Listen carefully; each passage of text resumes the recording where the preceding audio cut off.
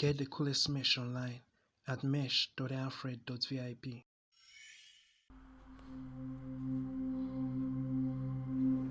Are you being serious right now?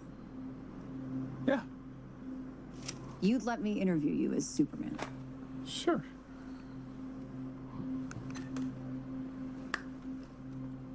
Ready?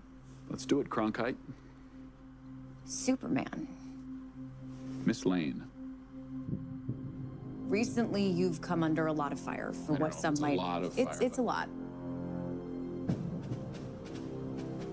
Today, the Secretary of Defense said he was going to look into your actions. That's funny. You know, I have to say something about that.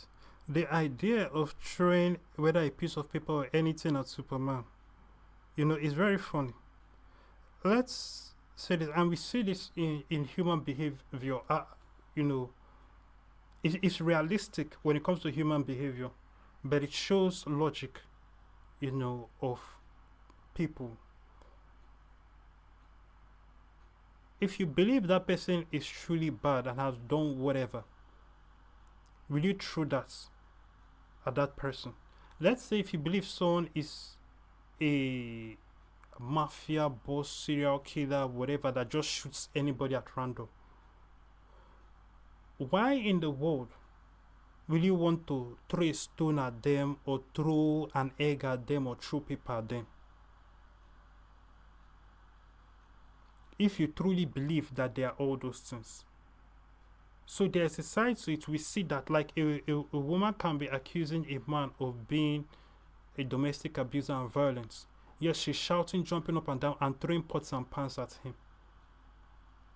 If you truly believe that in the depth of your heart, why will you do that? Are you not inviting yourself getting beat up and killed? So in the same way, you know, the idea of Superman walking and, you know, someone throwing paper at him or throwing whatever at him, you know, it's like, understand how strong you understand that the person you're throwing it at is.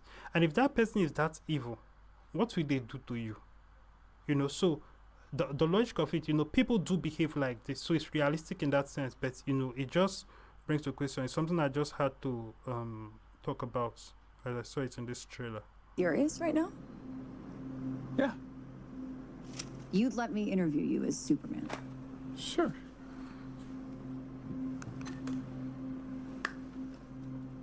Ready? Let's do it, Cronkite. Superman. Miss Lane. Recently, you've come under a lot of fire for I know, what some it's a might. lot of it's fire, it's a but- lot. Today, the Secretary of Defense said he was going to look into your actions. That's funny. My actions? I stopped a war. Maybe. Not maybe. I did. In effect, you illegally entered a country. This is how you're gonna be? I'm not the one being interviewed, Superman. Did you consult with the president? The President Lex Luthor, that is funny. And this brings to question, I wonder if they are going the route of making money from war, you know, because that will be the motive of why Lex Luthor will not want Superman to end the war.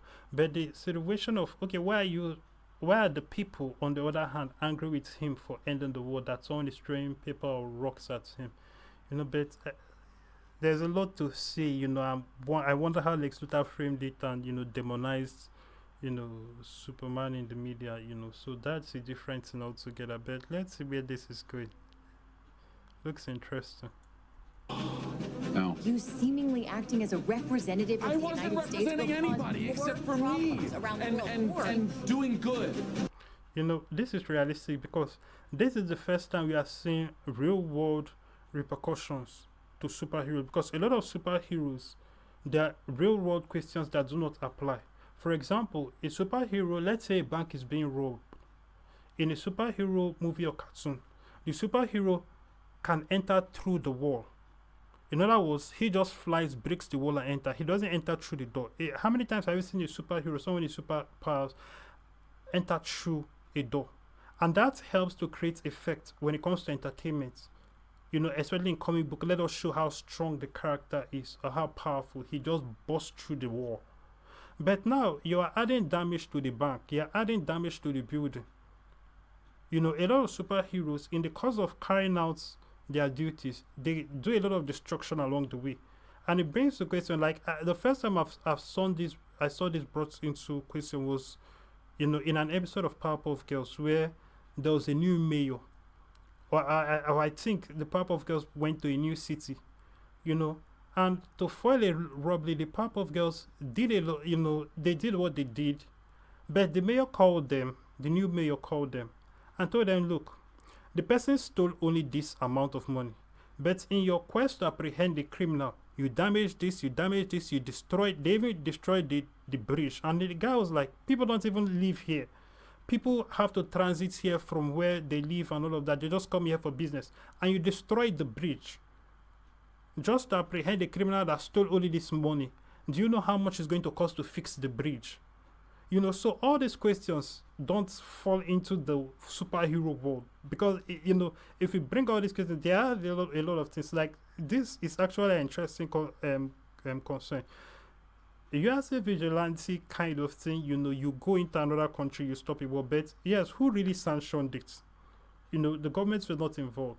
And this also brings to question the reality of, even if you have superhero powers, are you more efficient than the police or the government? And this is also why Christians should be in government and take over positions of power in government, because that's where true power is. You can be a superhero all you want. Can Superman be everywhere at the same time? In spite of the fact that he has super hearing. And that brings a morality question into play, because according to the whole Superman cartoons and movies, Superman has super hearing, and that's how he hears of problem. What if the criminal, or what if the victim does not scream? What if the victim is mute? They can't speak, they have no voice. Or what if the attacker crawls up from behind them and injects them with something, or suffocates them, or use chloroform? There will be no screaming. So Superman doesn't know about those crimes.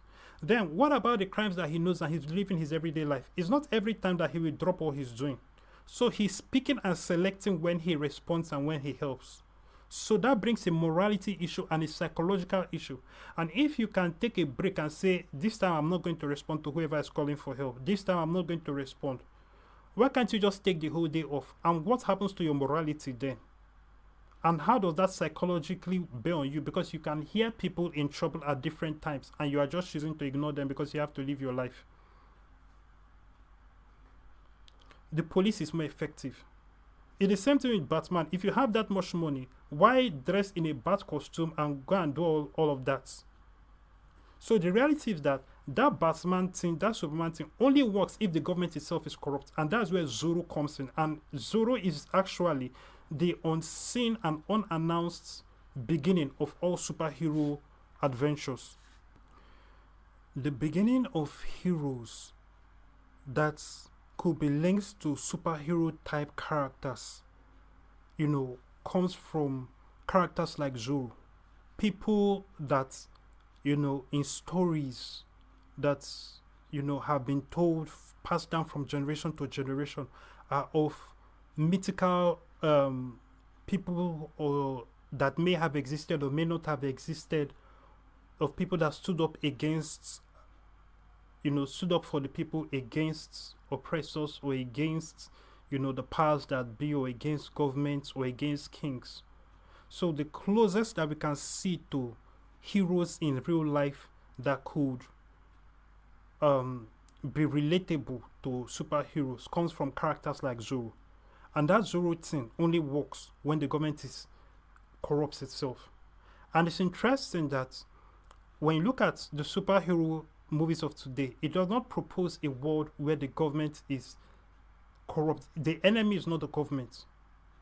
And there's a lot to be said about that, because a lot of government influence, and when you look at the influence of the White House on Hollywood movies and on entertainment, and, you know, the government can approve, you know, with the comics code like they did with comics and all of that. So the government does not want people questioning them or putting things in the mind of people to hold the government accountable or bring to light negative things that they do.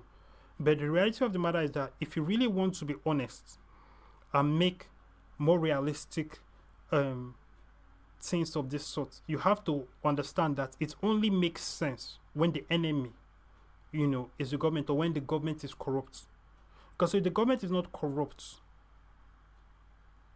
why don't you leave the police to be the police? Or why don't you put systems in place for people not to even choose crime or walk into a life of crime? Put reformatories, put systems in schools and all of that, or support preachers, which is interesting. People don't support preachers. Supporting preachers, the same way the church is instrumental in getting people off drugs on record.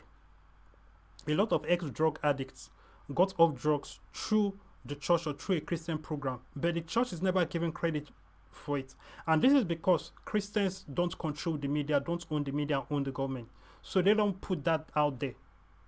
But undoubtedly, if you see somebody that used to be on cocaine, that is no longer on cocaine, that person is now a Christian. That person, or at least during that their transition period, it was because of Christianity. That person converted to Christianity during that period. Anybody that was struggling with drugs, whether the heroin or cocaine or whatever hard drug it is, that got set free, it is through Christianity. As a matter of fact, there are a lot of stories like of celebrities who prayed, when they had cancer and God healed them. A preacher came, laid hands on them, and they got healed. When they tell that same story on CNN or on NBC, they will say that he battled cancer and, he won, or the doctors did this, because obviously the person was in hospital with the hard work of the doctors. He's now free. They will not say the part about the preacher coming to pray. It's only if there's a Christian TV like a TBN or something, then you will hear that part. And then it's now, and how many people even watch Christian TV? But that's the reality. A lot of people who have so-called battled the cancer and won, they will not tell you about all the prayers and the miracles and the word of knowledge that was given. A pastor said this or this happened and all of that. They will remove it when they put it in the mainstream media and say, he battled the cancer and he won. He's a cancer survivor. What do you mean cancer survivor? You remove the Christianity from the testimony. And this is why I emphasize the importance of Christians owning media and taking the 7 mountains and beyond. It is for a reason that they remove. How evil is someone to remove the Christianity from all these stories? All the benefits of Christianity, all the good things that churches are doing. There are a lot of churches that, as we are speaking right now, they did a lot of charity yesterday. They will still do charity today, and they will still do a lot of charity work tomorrow. But it will never make any news headline. But the day that one preacher is found coming out of a hotel, or one woman comes out and says, this pastor did this, or one person comes out and says, this pastor did that, that is the news that will be everywhere. And that is another thing. People wonder, why do people go to this church? Oh, this is a mega church. You have heard all the bad news about that mega church, but you have not heard the good things that mega church has been doing for the members and for that community. There is no so-called mega church that exists in a community that is not a beacon of light and hope and charity, that is not supporting a lot of people. You cannot be a mega church based on you are just preaching. Nobody goes to church just because you are preaching. If you think that it is your preaching that will bring people to church, it is not preaching alone that can bring people to church and keep them there. There are a lot of activities around. So this is why sometimes a preacher might be caught in one scandal or the other. And then you wonder, why do people still go to that church? A lot of those people are supported by that church. A lot of those people, that church helped them when you were not there. There are a lot of good things that church have done that you do not see. That will never make the media. The news reporter will see all these things and ignore. Imagine somebody watching Pastor Benny Hinn. You watch all the miracles. Then you wait for one thing that he does that is off, and then you harp on it and say he's a fake man of God, he's a fake preacher.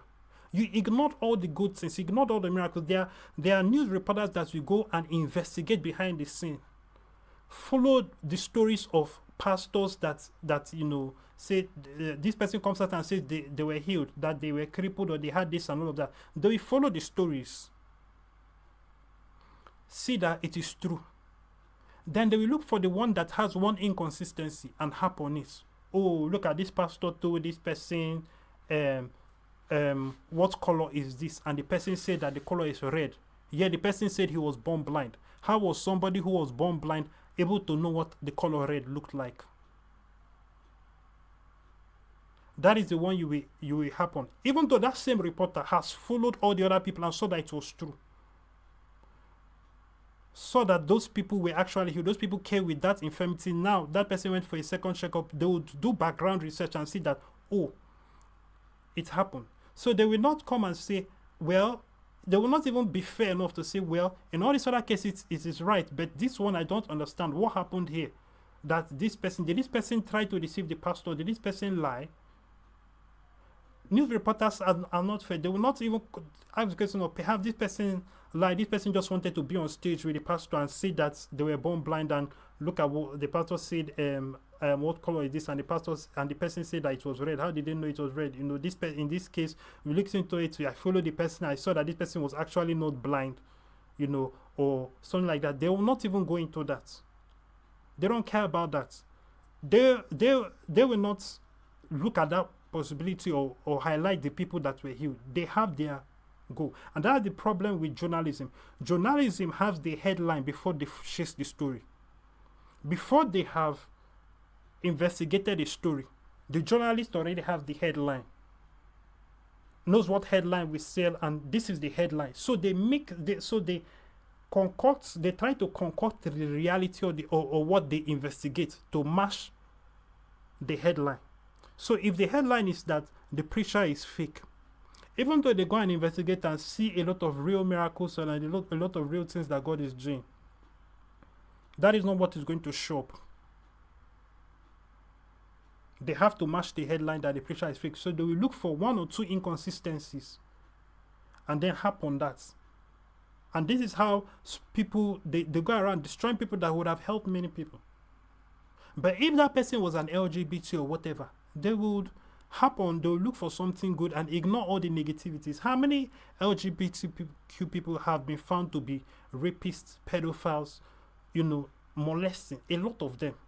But no, the people that have a reputation that in the media for molesting is the Catholic priests, not the LGBTQ, who are doing drag queen story hour and are always showing themselves to little children and are caught in one scandal or the other, or caught with child porn. So far, so many. If it is not for TikTok accounts like Lips of TikTok, we will not see the records, because these are public records, of LGBTQ people who have been caught with child porn.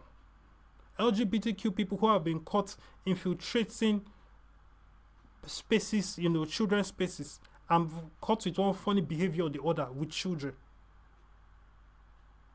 You know, that's the reality. A lot of the whole LGBT community attracts a lot of pedophiles, and it's a safe space for them to hide in and for them to practice and do what they do. But nobody, the mainstream media will not do that, will not highlight that. That is why it's important for Christians to be in all these positions of authority and take the 7 mountains and build. We must. God said, preach the gospel into, you know, the whole world. We have to go forward and preach the gospel into the whole world. You know, so it's very important. It's very important.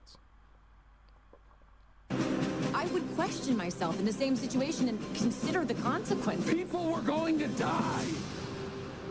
That's the powerful one. People were going to die. He was saving people.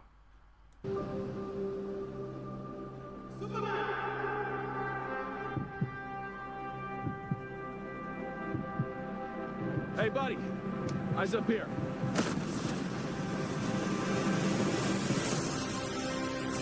This is actually Superman that I might watch. You know, I don't have time to watch, you know, superhero this, but I like the fact they are dealing with these kinds of questions. You know, it's a good questions. You know, the political angle. If somebody actually shows up doing Superman kind things, there's a lot of political violations that are being, you know, that are taking place, and it brings to question the reality of the law. A lot of times aids and abets and protects criminals, and the law a lot of times prevents people from walking out of certain barriers and actually going forward to help people or stop people from dying, like we see, you know. So it's not just in this context of a Superman show, you know, but in so many concepts, you know, we see a lot of unfair things happen every day thanks to the laws. So, Christianity, this is where true Christianity must play a role, and true preachers and morality must stand up and must be preached. This is something that is of extreme importance.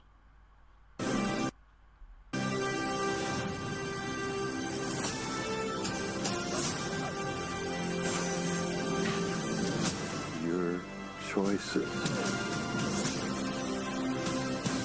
your actions. That's what makes you who you are.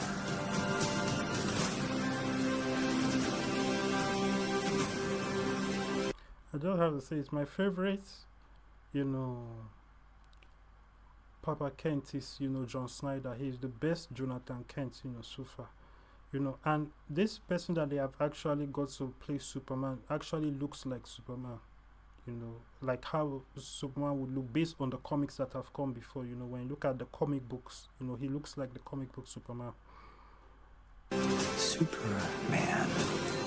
And I'll have to say the best Lex Luthor has been, the Smallville Lex Luthor.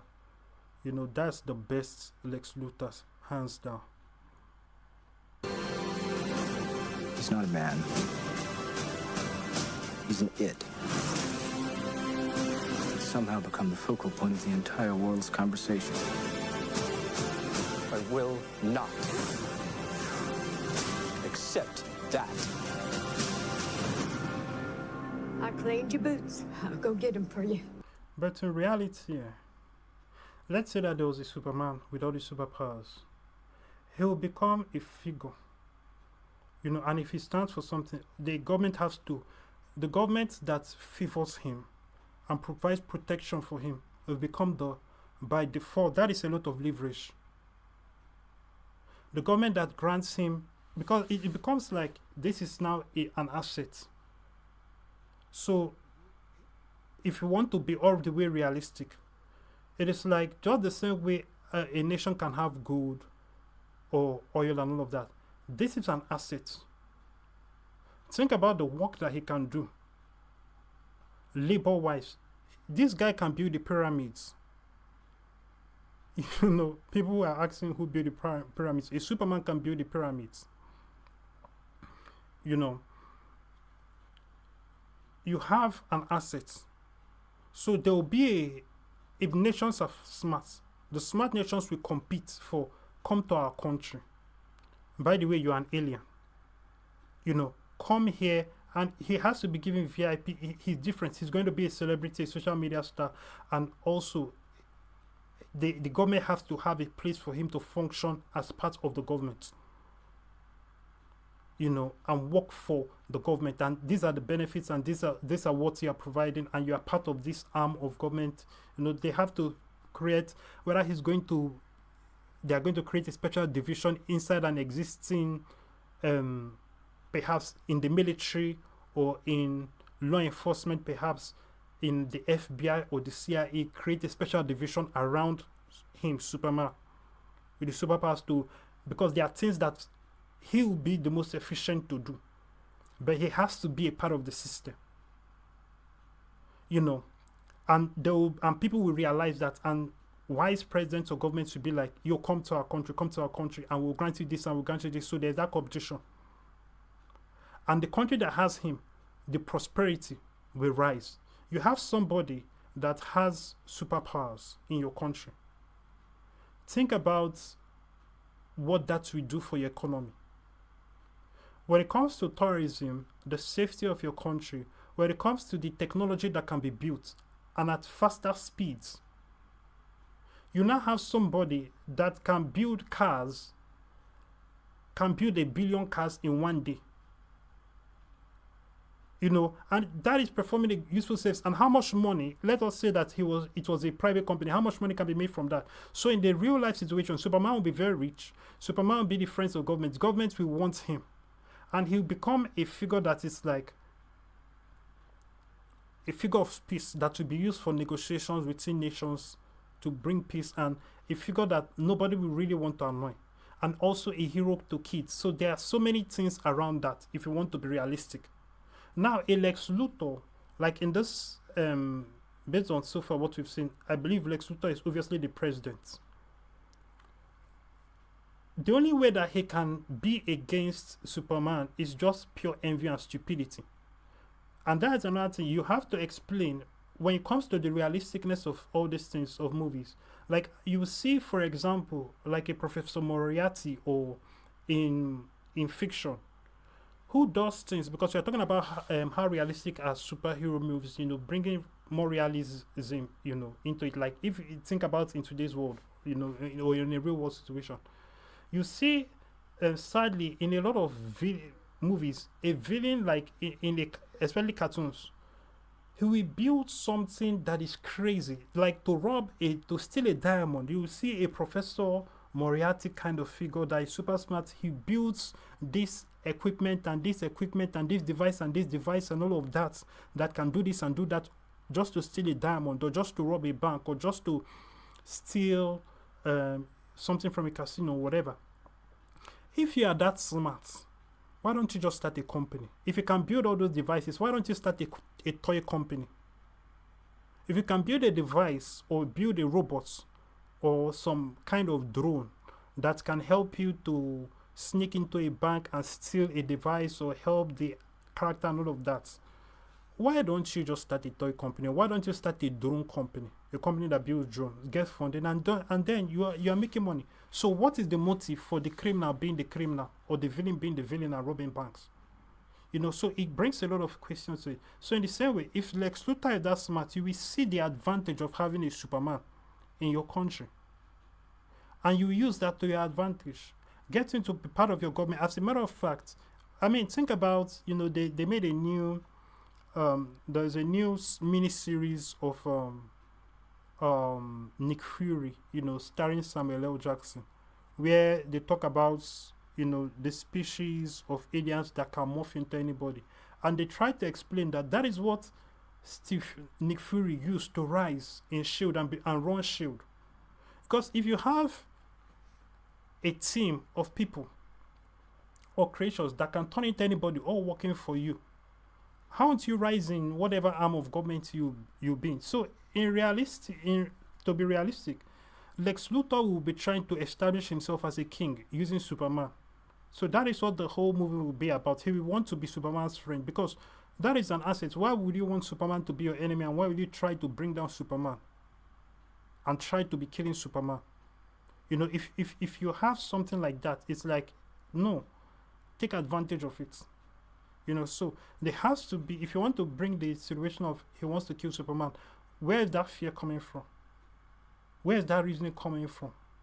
Is it just plain jealousy? Jealousy is not, if it's just jealousy, then you also have to bring to the fact that you have to make Lex Luthor look stupid, or, you have to make him explain it to make this guy is not all there in the head. He may be proficient in this area mentally, perhaps he's smart here, but he has some general issues. Because why would you want to kill somebody like that? That is an asset. It's like finding diamonds in your backyard, then you get rid of it like, oh, I don't want this. That's a blessing. So if you have Superman as, a citizen of your country and you are the president, that is a blessing. That is an asset. You should take advantage of and you can use to make yourself more powerful. So there are things like that. So the whole thing, if it were to be all the way realistic, it would be a story of, Lex Luthor trying to be Superman's friend and trying to manipulate Superman for his own selfish gains, and then at the end, Superman realizes it and all of that. Then Superman stands for the people, or stands with the people, and goes against what Lex Luthor's plans are. You have to make Lex Luthor's plans at some point, be, obviously it has to be anti-democratic or against the people, or something that is not in the best interest of the people, to make the story, to establish the right and wrong and whose side is on whose, and to justify, to add extra weight on the righteousness of Superman, walking away from the Lex Luthor situation and exposing him as, oh, he's just using me for this selfish gain and aim that will take advantage of the people and all of that. So that is what the story would have been if you were to go all the way realistic with it. So that's